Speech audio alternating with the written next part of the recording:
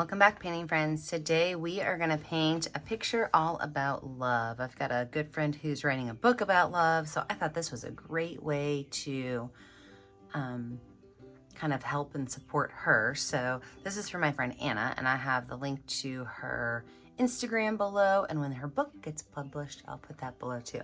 So really the color choices are yours. I'm going to go with this like light pastel-y kind of shades. I've got white, pink, yellow, a teal, a light blue, a dark purple, light purple, and then I'm actually going to mix this green and yellow together to make a light green when I get started. So I'm going to use my same favorite 4 brushes. I always have my 1-inch flat brush, my 10, 6, and 1 round brush. Don't forget to have a cup of water and a rag for keeping your brushes clean. So let's get started. I'm going to start today off by making my entire background white.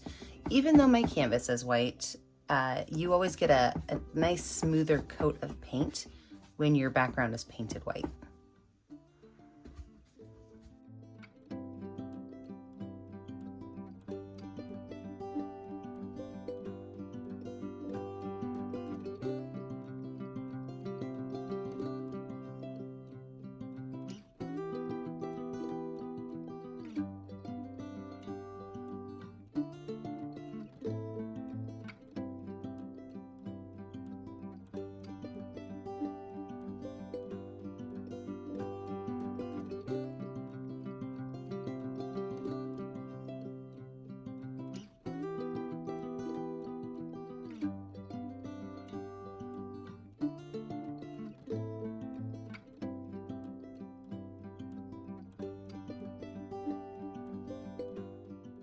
You can wash and wipe off your brush because we're actually finished with the big brush after that.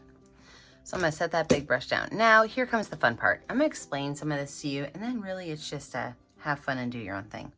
So I've got my 10-inch or my number 10 round brush, and you can choose any round brush that you want.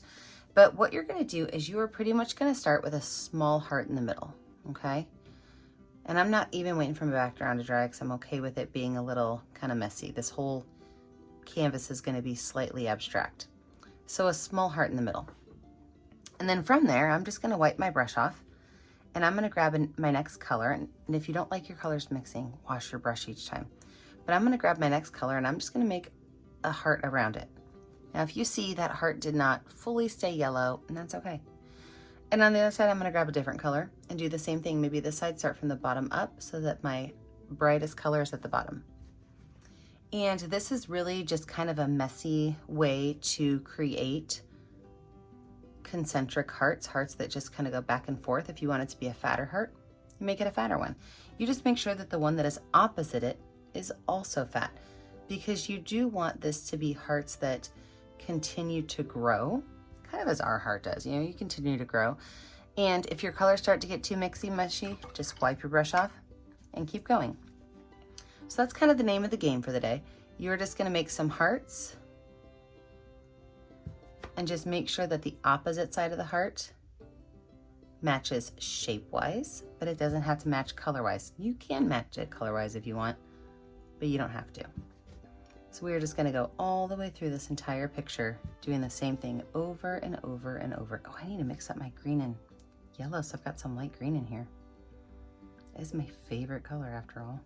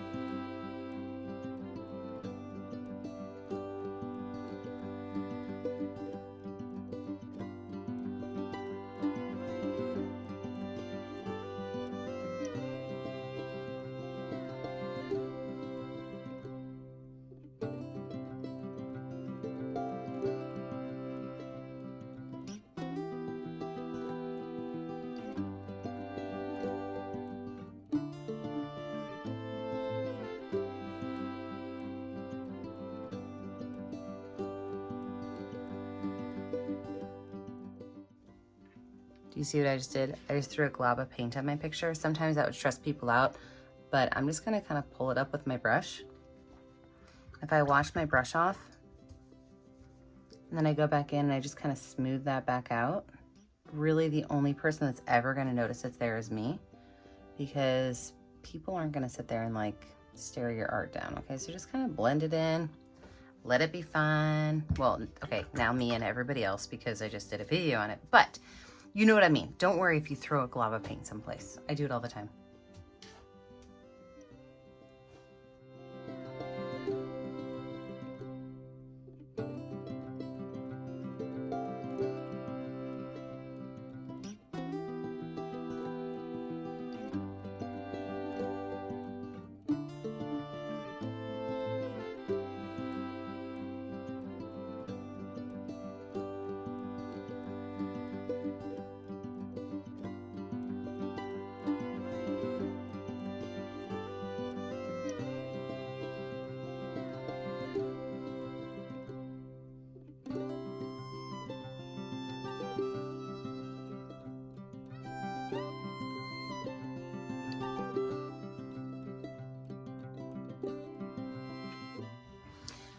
So now that this is finished, now we're gonna go in and we're gonna add some, I'm gonna say blobs and spots of color. Okay, so we've got our basic shapes done.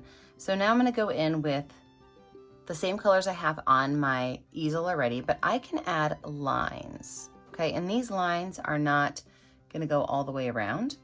They are just gonna add some little bit more detail to some of my spaces. So all I'm gonna do is take my brush and make some different, not shapes, but lengths of lines. So some of my lines can be short, some of my lines can be long, but I'm gonna use all of my darker colors. I'm probably not gonna use my lighter colors for this, but I'm gonna use my darker colors and really bring some lines in. I can even make some lines that kind of connect the centers of these.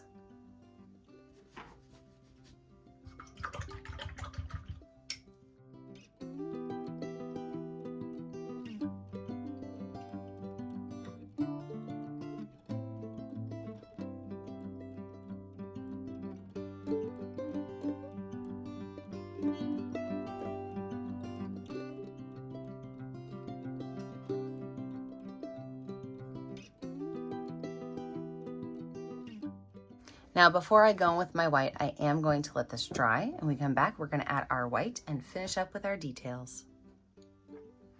So with a dry background, what I'm gonna do now is I'm gonna take my brush with some white paint, and I'm gonna add some lines of white paint. And these can be fat lines or skinny lines, you know, you can do your own thing with that. But I'm gonna add just some details of some white paint on here in some lines.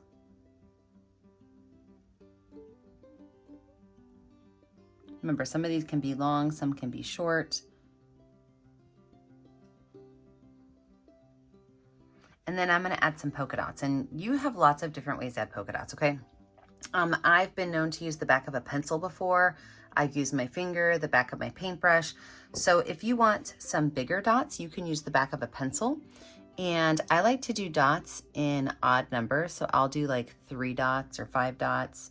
I don't generally just do 1, but that's gonna really be your choice. But I'm just gonna go through and add some dots randomly, making sure that they are nice and neat, but also I'm not only using 3 dots. There might be some times where I use 11.